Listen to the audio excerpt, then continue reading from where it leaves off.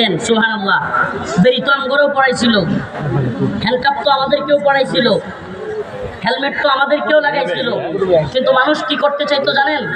আল্লাহি একটু বাড়ায় বলতেছি না, শত শত মানুষ যাই পা করতো একটু আমাদের সাথে আদালতে নেওয়ার পরে মুসাফা করার জন্য, একটু জড়ায় করার জন্য জাপায়া পড়তো, আর এদের উপরে জাপায়া পরে লাথি দেওয়ার জন্য, একটা ডিম মারার জন্য, পাল্লে গিয়া দুটো জুতা মারার জন্য। ব্যবধানটা বুঝছেন তো? এই যে আপনারা কি পেয়ে গেছেন, এখন পাইলে তো হারুন মেরা মনে সিম দেয়া লয়ে যেতেন না। এই যে ঘৃণা এবং এই যে ভালোবাসা, এই দুইটা দুই মেরুতে অবস্থান করে। সুবহানাল্লাহ, সুবহানাল্লাহ।